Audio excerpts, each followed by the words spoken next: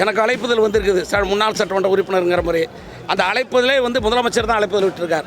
ஆக அப்படி இருக்கிறவர் அவரே புறக்கணிக்கிறாருன்னா அப்போ குடியரசு தினத்தையே அவர் புறக்கணிக்க வேண்டியது. தமிழகத்தினுடைய காவல்துறையில் இருப்பவர் நாணயமானவர் இருக்கார். என்ன செய்வது? ஆட்சியில் இருப்பவர்கள் என்ன சொல்லுவதோ அதைப்படி நடக்கிறார்கள். இன்றைக்கு காவல்துறை ஏவல் துறையாக மாறி வெகு காலமாகிவிட்டு இவர்களெல்லாம் உண்மையிலேயே ஜனநாயக அரசியல் இயக்கத்தை நடத்துகிறார்கள் என்றால் உண்மையிலேயே எதிரணியிலே நின்று திராவிட முன்னேற்ற கழகத்தை ஆட்சியிலிருந்து தூக்கி எறிய வேண்டும்.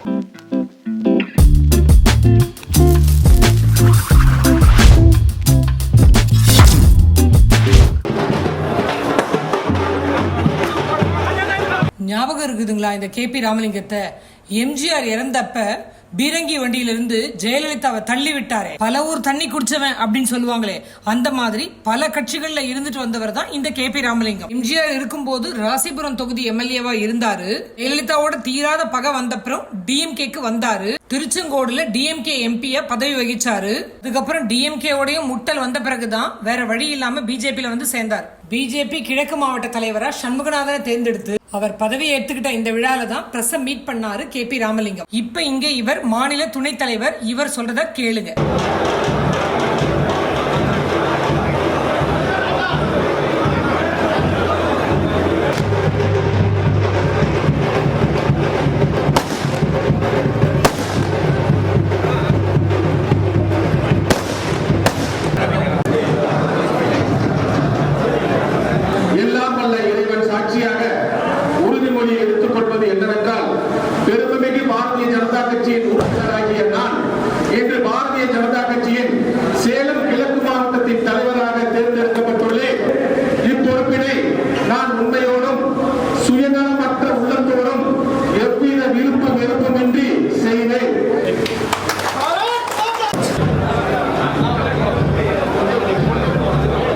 வேங்கவேல்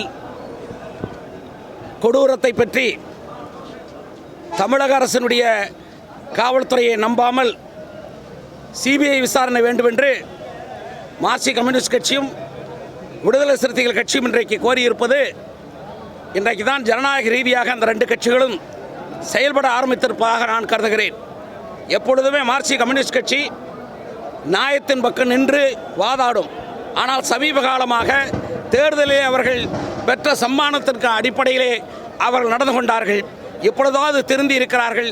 இந்த திருத்தம் தொடரட்டும். இன்னும் சொல்லப்போனால் தமிழகத்தினுடைய ஆட்சி பொறுப்பில் இருக்கிற திராவிட முன்னேற்ற கழகத்தை ஆட்சி பொறுப்பில் இருந்து அகற்றுவதற்கு இவர்களெல்லாம் உண்மையிலேயே ஜனநாயக அரசியல் இயக்கத்தை நடத்துகிறார்கள் என்றால் உண்மையிலேயே எதிரணியிலே நின்று திராவிட முன்னேற்ற கழகத்தை ஆட்சியிலிருந்து தூக்கி எறிய வேண்டும்.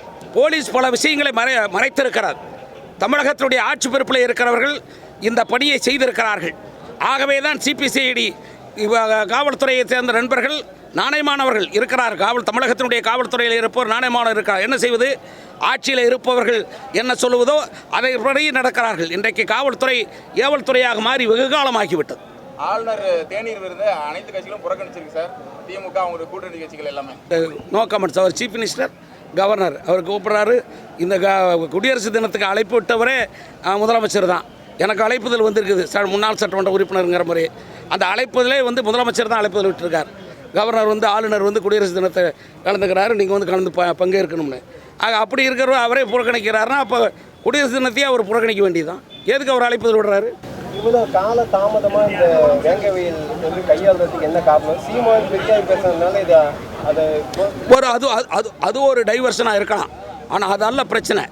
ஆனால் எப்போ காலம் கடந்தாலும் என்றைக்கு நியாயம்தான். ஆக இன்றைக்கு நீதி கேட்டிருக்கிறார்கள். நீதி கேட்டவர்களை நாங்கள் வரவேற்கிறோம். திருமாவளவன் கம்யூனிஸ்ட் எல்லாமே பார்த்தீங்கன்னா நேற்று வரை தமிழக அரசுக்கும் தமிழகத்துக்கும் பாதிக்கிறாங்க. இந்த விஷயத்தில் எதிர்க்கிறாங்க. இதை எப்படி ஒரு நாடகம் பார்க்குறீங்களா? இல்லை, நாடகம் நான் சொல்ல தயாராக இல்லை. எப்பொழுதுமே திருமாவளவனை பொறுத்தவரையும் சரி, நான் மார்க்சிஸ்ட் கம்யூனிஸ்ட் கட்சியை பொறுத்தவரையும் அவர்கள் தொடர்ந்து சட்டமன்றத்திலே அவர்கள் ஆளுங்கட்சியோடு கூட்டணி அமைத்த காலமும் சரி, எதிரணியில் நின்று வென்ற போதுங்கிறது சட்டமன்றத்திலே அவர்கள் நியாயத்தின் பக்கம் வாதாடி இருக்கிறார்கள் பலமுறை. ஆனால் சமீப காலமாக இல்லை.